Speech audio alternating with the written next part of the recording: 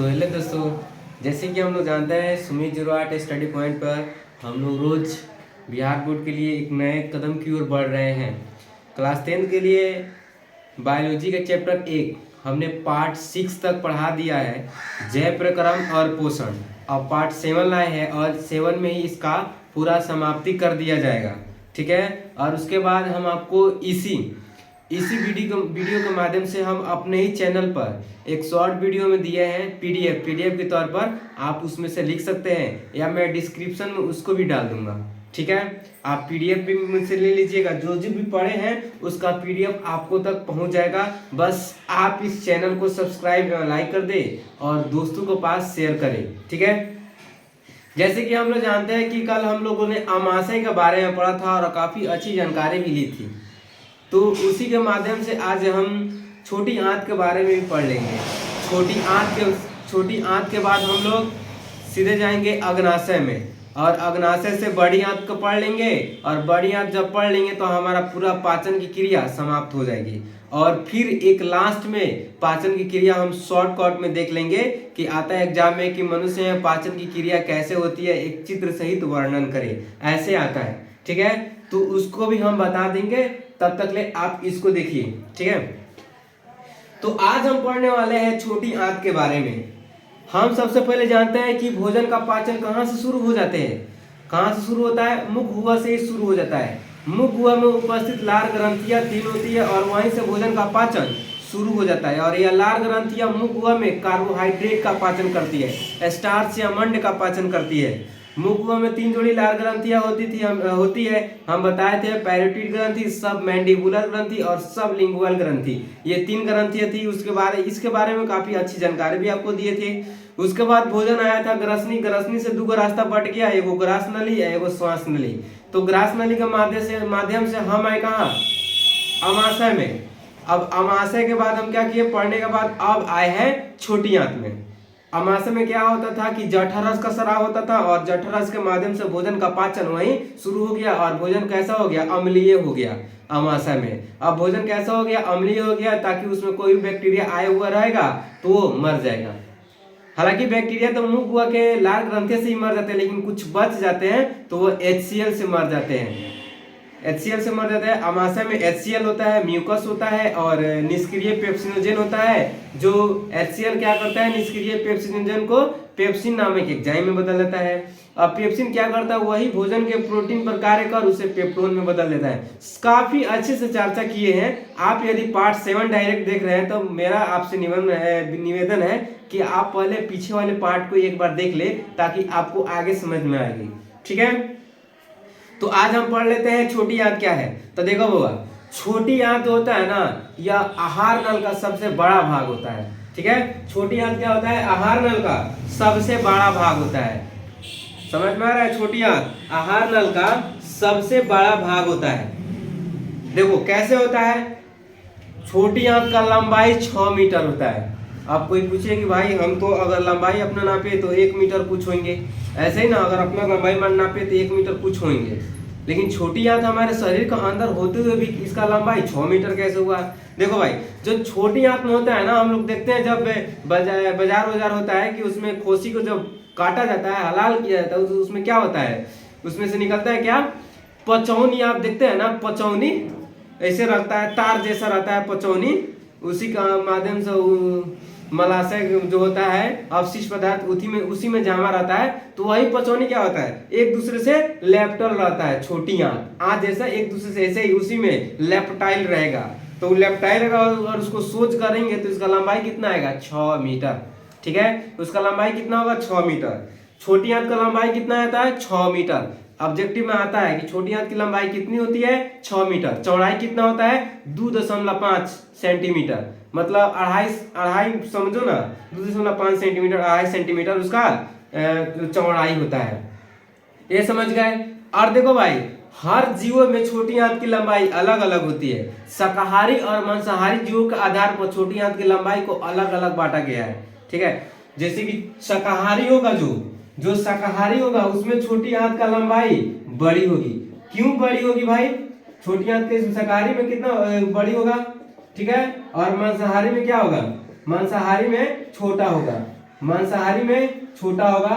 क्यों बड़ा और छोटा होता है? देखो शाकाहारी जो जीव होते हैं ना, प्योर शाकाहारी, वो क्या करते हैं? घास खाते हैं, माने कि हरी चीज को ज्यादा खाना खाते हैं या नहीं खाते हैं? पेड़ पौधा ये सब खाते हैं। तो पेड़ पौधे में क्या होता है? सेलुलोज होता है, और सेलुलोज काफी कठोर चीज होता है। इसी को पचाने के लिए ताकत होता है किसके पास? छोटी आंत के पास। तो वही क्या होता है, शाकाहारी जीवों को सेलुलोज को पचाने के लिए इसमें छोटी आंत की लंबाई क्या होता है? बड़ा होता है। छोटी आंत की लंबाई बड़ी होती है। और मांसाहारी में सेलुलोज नहीं होता है, कम पचाना होता है, इसलिए छोटी आंत की लंबाई मांसाहारी में कम होता है। ऑब्जेक्टिव में ही पूछा है कि शाकाहारी जंतु में छोटी आंत की लंबाई मांसाहारी जंतु की अपेक्षा बड़ी क्यों होती है, इसका कारण भी लिखना है। ठीक है, ये आता है सब्जेक्टिव में आ जाता है। तो समझ गए आप। छोटी आंत क्या है भाई? तो आहार नल का सबसे लंबा भाग है। इसका रचना बोलेगा तब बेलनाकार रचना होता है, ऐसे ही रहता है, ऐसे ही लेप्टाइल रहता है। अभी सीधा ना है, ये गोल गोल ऐसे ही रहता है। तो ये बेलना नहीं ना हुआ ना, बेलन जैसा हुआ। तो छोटी आंत का जो आकार होगा वो बेलना आकार रचना होगा। ठीक है, और छोटी आंत आहार नल का सबसे लंबा भाग होगा। समझ में आ रहा है? और छोटी आंत का लंबाई कितना होगा? इसका लंबाई, छोटी आंत का लंबाई पूछेगा तो 6 मीटर, और चौड़ाई पूछेगा तो 2.5 सेंटीमीटर। चौड़ाई पूछेगा तो 2.5 सेंटीमीटर। शाकाहारी जीवों में छोटी आंत की लंबाई अधिक होता है, ठीक है, बड़ी होता है। और मांसाहारी जंतुओं में छोटी आंत की लंबाई कम होता है। शाकाहारी के जंतु की अपेक्षा मांसाहारी जंतुओं में छोटी आंत की लंबाई कम होता है। यहाँ तक हम जान गए।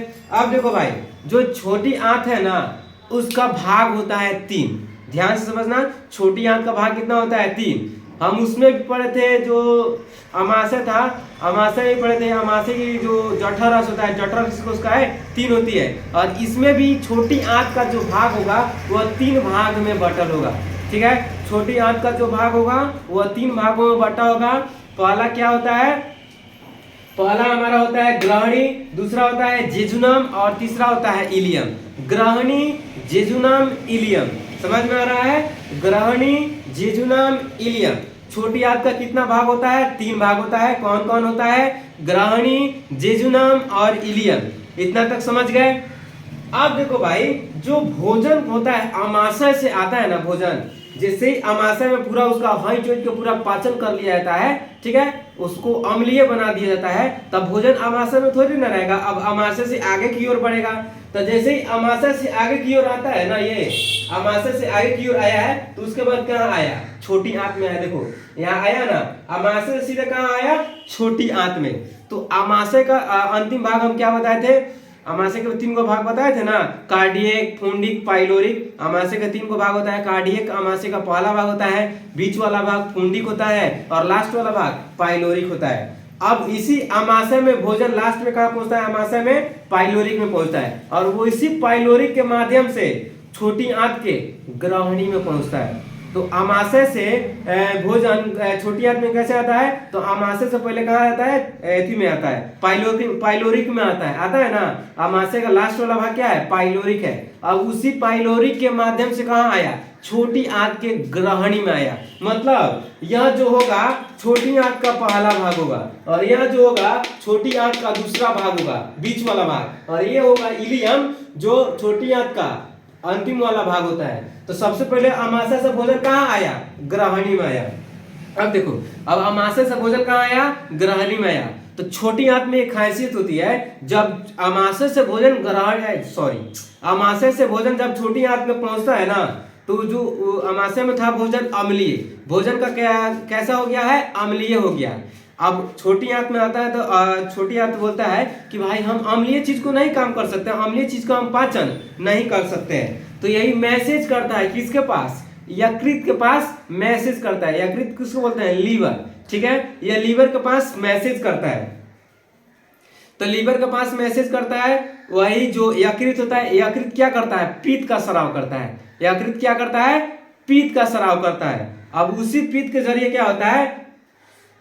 पित्त का स्राव करता है, और वह पित्त कहाँ होता है? एक पित्ताशय में स्टोर रहता है। तो ये मैसेज करता है यकृत। एक 2 हार्मोन होता है, एक याद रखिएगा, छोटी आंत में 2 हार्मोन होता है। एक हार्मोन होता है जो पित्त के लिए होता है, मतलब यकृत की सूचना देता है, और एक हार्मोन होता है जो अग्नाशय का सूचना देता है, उसको बता रहे हैं। देखो, तो यह क्या होता है, भोजन अम्लीय रहता है छोटी आंत में पहुंचता है तो छोटी आंत मैसेज कहाँ करता है, पीत के पास, यकृत के पास से, यकृत के पास मैसेज करता है और वही यकृत क्या करता है, पीत का स्राव करता है। किसका स्राव करता है, पीत का स्राव करता है, बाइल का स्राव करता है। अब वही पीत क्या होता है, पीत क्षारीय होता है। पूछेगा कि पीत का पीएच मान कितना होता है, तो लगभग 8 होता है, मतलब 7.5 से लेके 8.8 तक होता है, 7.5 से लेके 8.8 तक होता है। आता है कि पीत का पीएच मान कितना होता है, 7.5 से लेकर 8.8 तक, लगभग 8 ही मानते हैं, ठीक है। तो पीत का पीएच मान जान गए 8 होता है। तो वही क्या होता है, वह स्राव करता है, किसका, पीत का स्राव करता है। यकृत पीत का स्राव करता है और पीत कहाँ होता है, पित्ताशय में एक जगह स्टोर होता है और उसी पाइप के माध्यम से कहाँ आता है, छोटी आंत में आता है। अब पाइप के माध्यम से छोटी आंत में आता है और छोटी आंत में भोजन क्या था, अम्लीय था और यह था क्षारीय। अम्ल और क्षार आपस में अभिक्रिया करके भस्म बना लेते हैं। अब क्या होता है, सॉरी यहाँ भस्म नहीं बनाएगा, लेकिन हालांकि जो अम्ल पदार्थ होगा ना, अम्ल भोजन आया रहता है, वही क्या करता है, पित्त उसको क्षारीय बना देता है। ज्यादा अब क्षार आ गया तो अम्ल खत्म हो जाएगा, अब क्षार का गुण उसमें आ गया ना, तब भोजन क्या होता है, क्षारीय होता है, ठीक है, भोजन क्षारीय हो जाता है। पूछेगा ये भी कि छोटी आंत में कौन कौन से एंजाइम पाए जाते हैं। देखो छोटी आंत में एंजाइम नहीं पाया जाता है, लेकिन छोटी आंत में भोजन को पचाने के लिए एंजाइम आता है। तो आता कहाँ से है, अग्नाशय से। आता कहाँ से है भाई, अग्नाशय से आता है। तो देखो अग्नाशय से क्या होता है, अग्नाशय में रहता है 3 गो चीज, हालांकि 4 बोलता है लेकिन हमको पढ़ना है 3 गो चीज। एक चीज याद रखिएगा, 3 गो चीज हमको याद आया, बता दे रहे हैं उसको ट्रिक के माध्यम से। 3 गो चीज है, ठीक है, हाँ 3 गो चीज, उसको बोलते हैं लत बोलते हैं। एक होता है लाइपेज, ठीक है, एल से लाइपेज होता है, और दूसरा होता है ए से एमाइलेज होता है, और टी से होता है ट्रिप्सिन, टी से होता है ट्रिप्सिन। ये 3 गो एंजाइम आता है, ठीक है, और एंजाइम को भेजता कौन है, अग्नाशय भेजता है। एंजाइम को कौन भेजता है, अग्नाशय भेजता है। एक सेकंड भाई,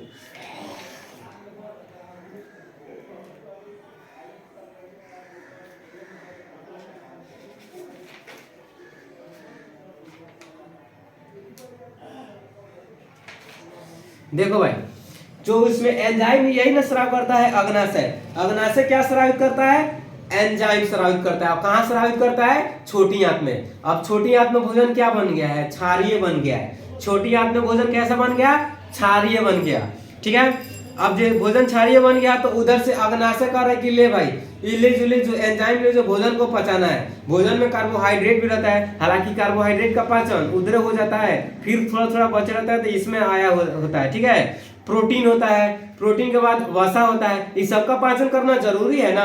तो देखो भाई, जैसे ही हमारे छोटी आंत में भोजन पहुंचता है तो अग्नाशय 3 गो चीज को स्रावित करता है, 3 गो एंजाइम छोड़ता है। एक होता है ट्रिप्सिन एंजाइम छोड़ता है। तो ट्रिप्सिन एंजाइम क्या करता है, हम हालांकि जब अमाशय में पढ़ा रहे थे तो क्या होता था, उसमें पढ़ा रहे थे कि जो अमाशय का जो HCl था वह निष्क्रिय पेप्सिनोजन को पेप्सिन में बदला था, और वही पेप्सिन क्या किया था, भोजन के प्रोटीन पर कार्य करके उसे क्या बना दिया था, पेप्टोन बना दिया था।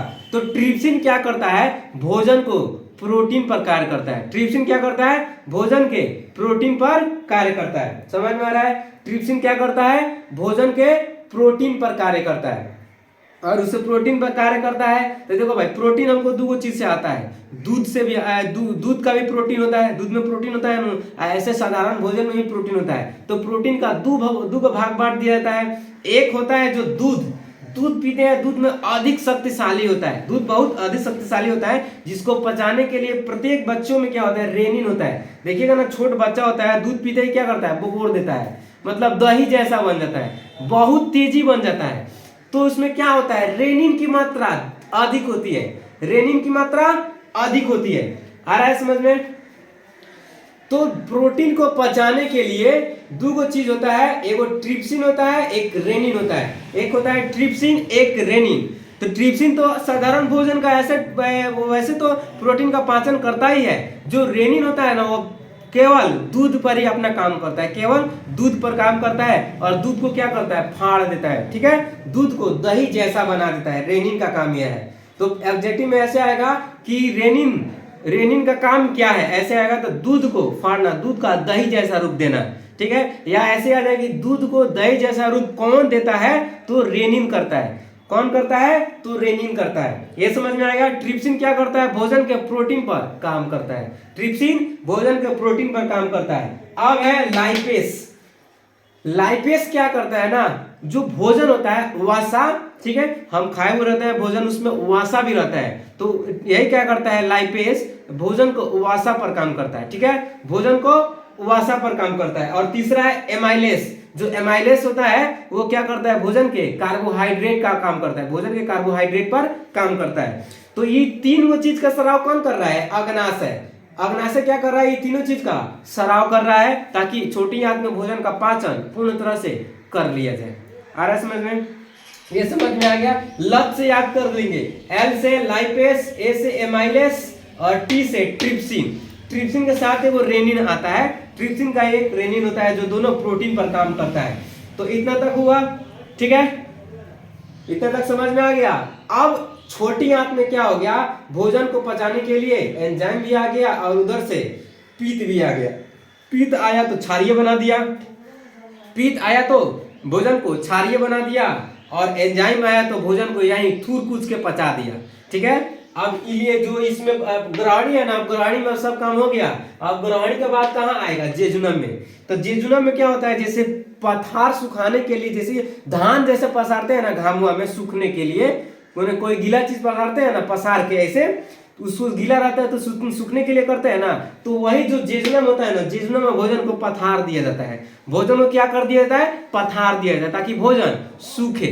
ठीक है, अब इसमें कुछ होता नहीं है, या माने कि भोजन को रखने के लिए छोटी आंत में ये थोड़ा लंबा जगह होता है। उसके बाद आता है इलिया। इलिया में होता क्या है, छोटी आंत का अधिकांश भाग, मतलब सबसे ज्यादा भाग कौन होता है, इलियम होता है। छोटी आंत का सबसे ज्यादा भाग किसके पास होता है, इलियम के पास होता है। और यही इलियम में क्या होता है, जो भोजन पचा रहता है ना, इलियम में ही भोजन को पूर्ण तरह से पाचन कर लिया जाता है। ठीक है, इलियम में ही भोजन का पूर्ण पाचन कर लिया जाता है। ऐसे में आएगा कि भोजन का पाचन कहाँ पूर्ण कर लिया जाता है, तो छोटी आंत में पूर्ण कर लिया जाता है। अगर ऑप्शन में रहेगा छोटी आंत, तो छोटी आंत में भोजन का पाचन पूर्ण कर लिया जाता है। अगर ऑप्शन में छोटी आंत नहीं रहेगा, इलियम रहेगा, तो भोजन का पूर्ण पाचन छोटी आंत के इलियम में होता है। इसमें आके भोजन का पाचन क्या होता है, समाप्त हो जाता है। अब इसके बाद भोजन का पाचन नहीं होता है। छोटी आंत के इलियम में ही भोजन का पूर्ण पाचन कर लिया जाता है। छोटी आंत के इलियम में ही भोजन का पूर्ण पाचन कर लिया जाता है। एक मिनट भाई,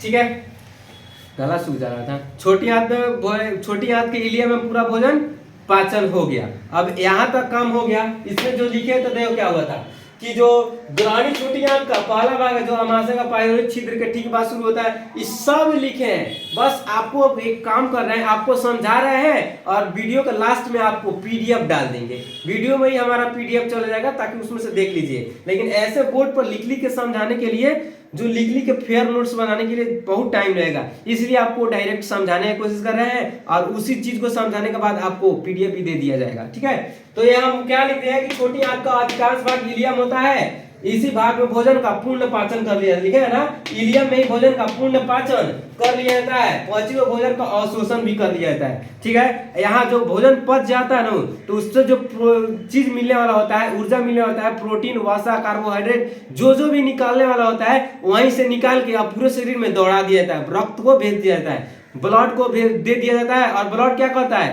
पूरे कोशिका को दे देता है, और हीमोग्लोबिन उधर से श्वसन के साथ ऑक्सीजन लेकर डोडो को पूरा शरीर में फैलाता है, और इधर से क्या होता है, ऊर्जा, जो ऊर्जा बना हुआ होता है, ऊर्जा पूरा शरीर में फैल जाता है। ठीक है, ऊर्जा प्रत्येक कोशिकाओं के पास पहुंचा दिया जाता है। इस तरह भोजन का हमारा छोटी आंत के इलियम में पूर्णतः पाचन कर लिया जाता है। अब छोटी आंत के बाद ही कहाँ जाएगा, और इसका इसमें से अवशोषण भी करके पहुंचा दिया जाता है। छोटी आंत के बाद कहाँ जाएगा, यह बड़ी आंत में जाएगा। तो बड़ी आंत में जाने से पहले हमें आपको एक चीज बता दे रहे हैं, इसको मिटा रहे हैं, ठीक है, इसको मिटा रहे हैं। ये बताया ना, पीत का स्राव यकृत से होता है, अग्नाशयी रस आता है अग्नाशय से, ठीक है, और आंत रस आंत ग्रंथियों से आता है। इसको बताएं, आप इसको नोट कर ले, हम इसमें समझाएंगे, अब लिख के नहीं बताएंगे, ठीक है।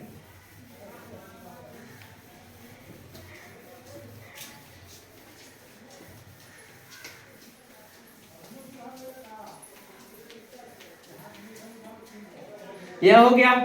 अब क्या होगा, छोटी आंत से जाएगा भोजन बड़ी आंत में। तो बड़ी आंत में बताने से पहले हम आपको एक चीज बता दे रहे हैं, यकृत अग्नाशय, इसको बस समझा दे रहे हैं। हालांकि इसी में बताया है लेकिन इसको अलग से समझा दे रहे हैं, यकृत और अग्नाशय। देखो, यकृत हमारे शरीर की सबसे बड़ी ग्रंथि है, ठीक है। यकृत जो होता है ना, यकृत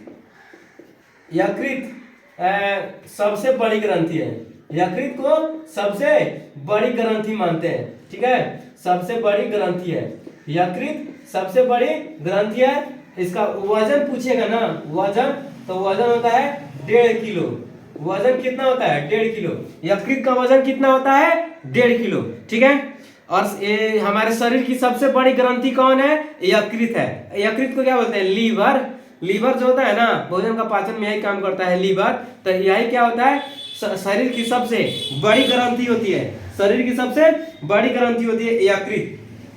और हम बता भी दिए यकृत का वजन कितना हो गया, 1.5 किलो। और ये भी बता दिए कि यकृत क्या करता है, कि जो क्षारीय अम्लीय भोजन होता है, अमाशय से आया हुआ अम्लीय भोजन होता है, छोटी आंत में आता है तो अम्लीय भोजन आता है। तो यह अम्लीय भोजन को क्या करता है, क्षारीय बदलता है। क्षारीय क्यों बदलता है, ताकि इधर से जो एंजाइम आ रहा है, अग्नाशय से जो एंजाइम आ रहा है, उस पर अपना काम कर सके। अगर अम्लीय रहेगा तो एंजाइम भी अम्लीय, ये भी अम्लीय, अम्लीय अम्लीय कुछ नहीं कर पाएगा, अर्थात भोजन का कुछ नहीं हो पाएगा। इसलिए पित्त क्या करता है, उसको आड़ीय स्रावित करके उसको अम्लीय में बदल देता है। और यही भोजन का क्या होता है, दूसरा कार्य क्या होता है यकृत का, यह भोजन को पाचकीकरण करता है, मतलब विखंडन करता है। जैसे ही आएगा क्षारीय इधर से तो इसको सुविधा मिल गया, अग्नाशयी रस को सुविधा मिल गया, 3 गो चीज को सुविधा मिल गया, ये अपना काम कर रहा है। और दूसरा काम ये पित्त का कर दिया, आके भोजन को हंस थूर के उसको तोड़ने लगा, विखंडित करने लगा, पाचकीकरण करने लगा। तो सवाल में ऐसे भी आता है कि पाचकीकरण क्या होता है, तो यह क्या होता है, पित्त के द्वारा स्रावित पित्त से आता है छोटी आंत में, जो भोजन को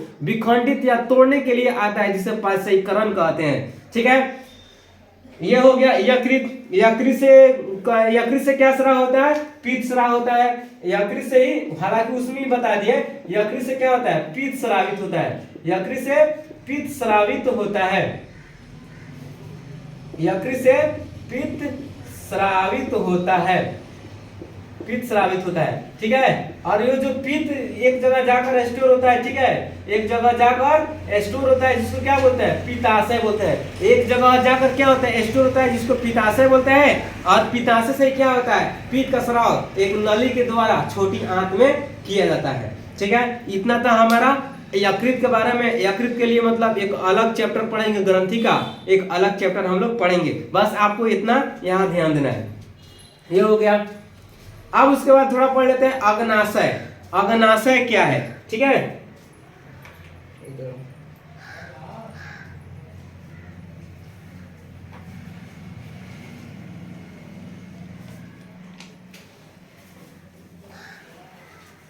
हाँ देखो, अग्नाशय क्या होता है, अमाशय के ठीक नीचे।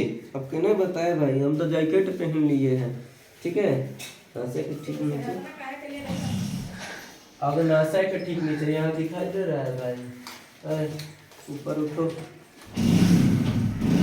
अग्नाशय जो अमाशय आपको दिखाई दे रहा है ना, यह लीवर है, इसको लीवर बोलते हैं। लीवर के बगल में क्या है, यहाँ अग्नाशय। अब अग्नाशय के ठीक नीचे, सॉरी, यह अमाशय है। लीवर के इधर बगल में क्या है, जो ऐसा रचना है ना, अनुप्रस्थ दिशा में फैला है, इसको क्या बोलते हैं, अमाशय। और अमाशय के जस्ट नीचे, अमाशय के जस्ट नीचे, ठीक है, और ग्रहणी को घेरे एक पीले रंग की एक पीले रंग की ग्रंथि होती है जो क्या कहलाता है, अग्नाशय कहलाता है। अग्नाशय क्या है भाई, तो अमाशय के ठीक नीचे, अमाशय के ठीक नीचे, और ग्रहणी जो है, ग्रहणी छोटी आंत का पहला भाग है, ग्रहणी को घेरे एक पीले रंग की ग्रंथि पाई जाती है जिसे अग्नाशय कहते हैं। ठीक है, इसे क्या बोलते हैं, अग्नाशय कहते हैं। यहां तक समझ में आया। अब देखो अग्नाशय से तीन गो चीज अभी बताए है ना, अग्नाशय, अग्नाशय, अग्नाशय, अग्नाशयी रस होता है। ठीक है,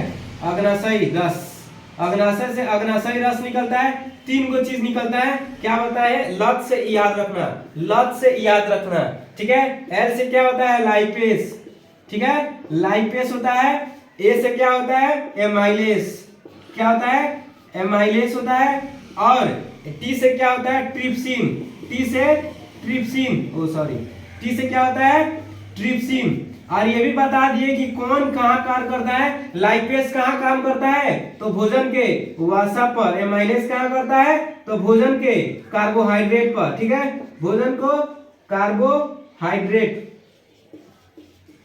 भोजन के कार्बोहाइड्रेट पर। ट्रिप्सिन क्या करता है, भोजन के प्रोटीन पर काम करके उसको पाचन करता है, ये भी बता दिए। ठीक है, अग्नाशय से अग्नाशयी रस का स्राव किया जाता है। कौन कौन किया जाता है, लाइपेस होता है, लाइपेस होता है, उसके बाद एमाइलेस होता है, उसके बाद ट्रिप्सिन होता है। लाइपेस क्या करता है, भोजन का वसा पर अपना काम चालू कर देता है। एमाइलेस क्या करता है, भोजन के कार्बोहाइड्रेट पर अपना काम चालू कर देता है। और ट्रिप्सिन जो होता है भोजन के प्रोटीन पर काम करता है। और इसी के साथ साथ एक रेनिन भी आता है, इसी के साथ साथ क्या आता है, एक रेनिन आता है जो स्पेशल दूध के लिए बना होता है, जो स्पेशल दूध को पचाने के लिए बना होता है, दूध को पचाने के लिए बना होता है। स्पेशल दूध को पचाने के लिए कौन होता है, किस एंजाइम का स्राव किया जाता है, रेनिन। रेनिन क्या करता है, दूध को फाड़ देता है, दूध को दही जैसा बना देता है। यह बच्चों में बहुत अधिकांश पाया जाता है रेनिन, जिसके वजह से जो बच्चे दूध पीते हैं उसी के तुरंत बाद जब वो उल्टी करते हैं, वोमिटिंग करते हैं, तो दूध किस में चेंज हो जाता है, दही में चेंज होता है। ठीक है, ऐसा लगा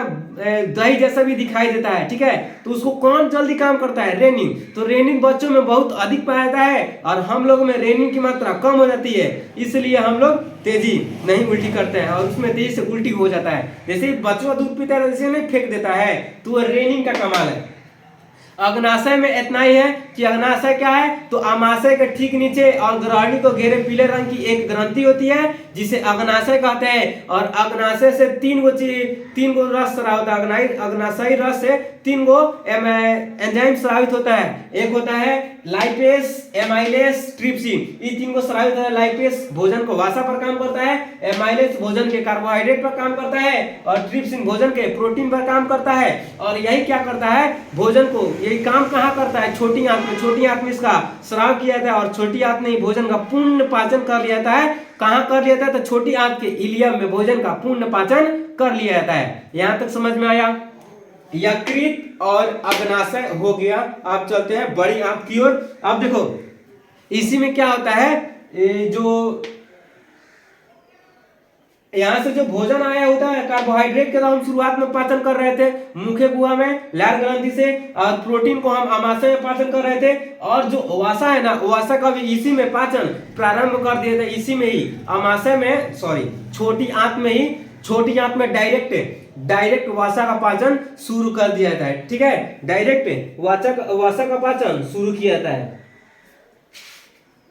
आप देखो जैसे छोटी आंत में भोजन आया हुआ रहता है ना, एक सेकेंड, छोटी आंत में जो भोजन अमाशय में था, अमाशय में भोजन का स्वरूप कैसा हो गया था, गाढ़े लेह की तरह, तो उसको क्या बोलते थे, काइम। ठीक है, उसको काइम बोलते थे। अब यह भोजन कहाँ आया, छोटी आंत में। अब छोटी आंत में भोजन का स्वरूप कैसा हो गया, और तैलीय, तो तैलीय और हो गया, तो अब काइम से नाम इसका क्या हो गया, चाइल्ड। एक चीज याद रखना, मुख गुहा में था, मुख गुहा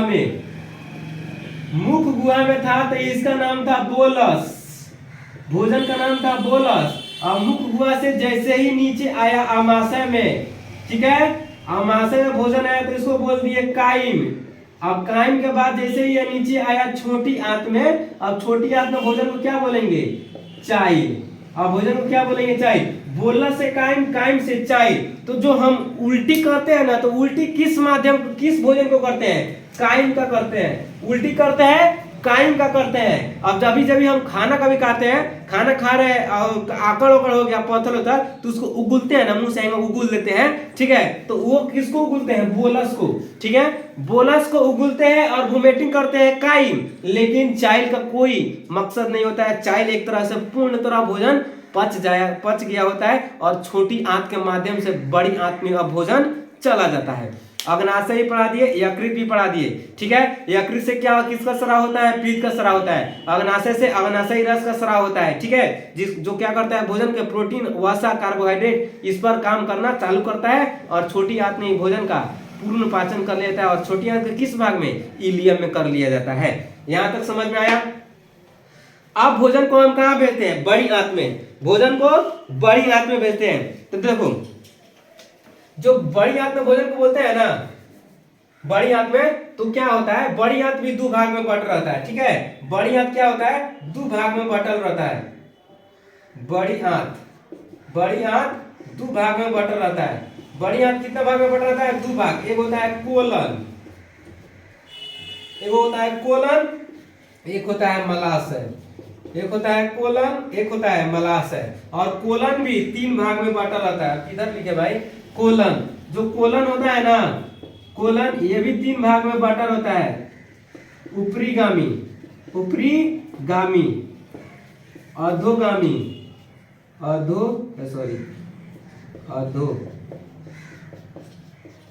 अधोगामी।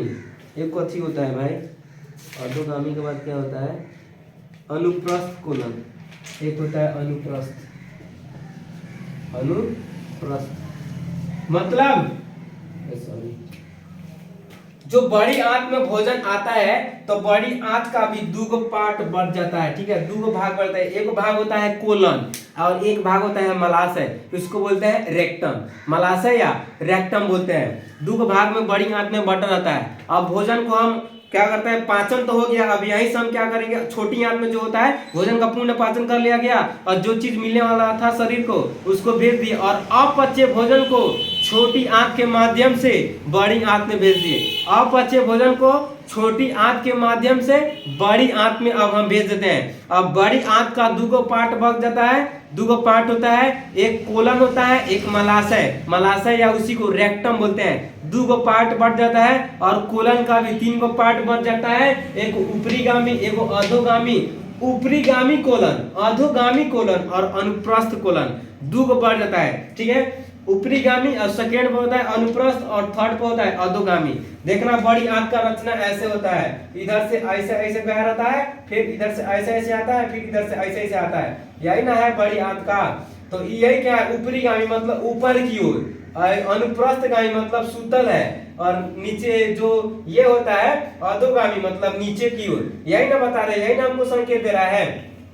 तो कोलन क्या होता है? दो पार्ट में बटा होता है। और यही छोटी आंत क्या करता है? यहाँ से बड़ी आंत क्या करता है? यहाँ से आके एक ऐसे चीज में स्टोर होता है, ठीक है। इसको क्या बोलते हैं? मलाशय बोलते हैं। इसको मलाशय बोलते हैं। तो भोजन अपचा भोजन होता है ना, जो वो बड़ी आंत में आता है। और बड़ी आंत का दो पार्ट होता है, कोलन और मलाशय। कोलन का तीन पार्ट होता है, ऊपरीगामी, अनुप्रस्थ और अधोगामी होता है। तीन पार्ट बढ़ जाता है। ऊपरीगामी, अनुप्रस्थ और अधोगामी तीन पार्ट बढ़ जाता है। और बड़ी आंत में जो भोजन आता है ना, अपचा भोजन होता है, वो क्या होता है? इसमें जल का अवशोषण किया जाता है। एक सवाल जो होता है आपको महत्वपूर्ण बनता है कि बड़ी आंत में अपचे भोजन का अवशोषण किया जाता है। बड़ी आंत में अपचे भोजन का अवशोषण कर लिया जाता है। ऐसे सवाल में आएगी, बड़ी आंत में भोजन को मैंने कैसे अवशोषण किया जाता है, ठीक है। ये भी आएगा सब्जेक्ट के लिए। ऑब्जेक्टिव में क्लियर आएगा कि किस भाग में जल का अवशोषण किया जाता है। अपचे भोजन में जल का अवशोषण किया जाता है, तो बड़ी आंत में किया जाता है। अब यही अपचा भोजन क्या होता है? बड़ी आंत में आता है और आंत के माध्यम से कहा जाता है कोलन में। और यही क्या होता है? कोलन में जाकर इसका पूरा होता है, माने कि जो जल रहता है उसमें से जल उसका क्या होता है? अवशोषण कर देता है। और जो फिर वहां से मल के रूप में जो होता है मलाशय, भोजन कहा जाता है अपचा भोजन मलाशय या रेक्टम में जाकर स्टोर कर लिया जाता है और उसी रेक्टम में संचित हो जाता है। और हम उसको समय समय पर त्याग देते हैं। इस तरह मनुष्य में पाचन की क्रिया होती है। इस तरह मनुष्य में पाचन की क्रिया होती है और हमारा यह चैप्टर, पहला चैप्टर भी समाप्त होता है।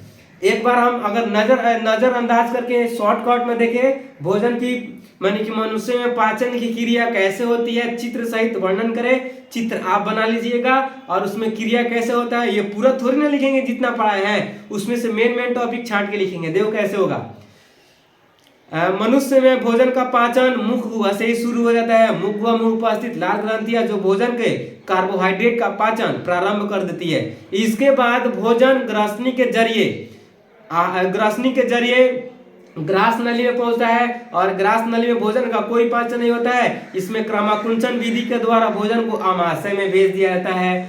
आमाशय में क्या होता है, भोजन को आमाशय में उपस्थित जठर ग्रंथि जठर रस का स्राव करती है जो भोजन को पचाने के लिए काम करती है। और यही जठर रस क्या होता है, जठर रस में HCl होता है जो भोजन को पचाने का काम करता है और साथ आए जीवाणुओं को भी मार देता है और यहाँ भोजन का रूप कायम हो जाता है। और यही आमाशय धीरे धीरे छोटी आंत में पहुंचती है। छोटी आंत में उपस्थित अब छोटी आंत में कोई चीज नहीं होता है। छोटी आंत में क्या होता है, पीत के द्वारा लाए गए क्षारीय या अम्लीय भोजन को क्षारीय कर देता है और अग्नाशय के द्वारा भेजे गए एंजाइम जो भोजन को प्रोटीन, कार्बोहाइड्रेट और वसा को पचा देता है और छोटी आंत में ही भोजन का पूर्ण पाचन कर लिया जाता है। इसके बाद भोजन बड़ी आंत में पहुंचता है। बड़ी आंत में भोजन जो अपचा भोजन होता है उसको जल का अवशोषित कर दिया जाता है। पुनः यह धीरे धीरे करके कोलन में पहुंचता है। कोलन के बाद यह मलाशय या रेक्टम में पहुंच जाता है जहां यह एक जगह संचित रहता है और इसे हम समय समय पर त्याग देते हैं। इस तरह मनुष्य में पाचन की क्रिया पूर्ण होती है। अगर ऐसे हम लिख देंगे तो बिहार बोर्ड के लिए ये 6 नंबर का सवाल आता है और 6 नंबर हमको पूर्ण तरह से मिल जाएगा। 5 नंबर के लिए आता है। ये निश्चित तौर से आप इस क्वेश्चन को पूर्ण कर लीजिएगा, ठीक है। आप इस क्वेश्चन को पूर्ण कर लीजिएगा क्योंकि यह 100% हम गारंटी दे रहे हैं कि ये पाचन की क्रिया अवश्य ही पूछी जाएगी और इसमें से जितना भी ऑब्जेक्टिव सवाल आप बना सको उसको बनाओ, ठीक है। क्योंकि इसी में से 20-25 क्वेश्चन आता ही है। इसी में से 20-25 क्वेश्चन आता है 20-25 नंबर के लिए, ठीक है। यहाँ तक समझ में आया। और हाँ, आप यदि नए हैं तो चैनल को सब्सक्राइब करो, ठीक है। और इसी सब्सक्राइब करो और कमेंट करो PDF, ठीक है। तो आपको PDF दे दिया जाएगा। हालांकि आपको शॉर्ट वीडियो में PDF हम दे दिए हैं एक चैप्टर के, आप उसमें से लिख सकते हैं और नहीं तो हम पोस्ट कर देंगे PDF के रूप में, आप उसी से मैंने लिख लीजिएगा, ठीक है। फोटो के रूप में अलग अलग कर देंगे, आप उससे भी लिख सकते हैं। एक चैप्टर हम फाइनल किए और एक चैप्टर क्या किए, हम इस वीडियो में भेज दिया है। इस वीडियो में नहीं, शॉर्ट वीडियो में भेज दिया है। आप उसे लिख सकते हैं या उसको डाउनलोड भी कर सकते हैं। बस आप चैनल को सब्सक्राइब करिए और हमारे साथ सपोर्ट में बने रहिए ताकि हम भी बिहार बोर्ड के लिए एक नए संस्था की स्थापना करें और हम भी बच्चों के लिए एक नई उम्मीद का तारा बन के उभरे। जय हिंद बच्चों।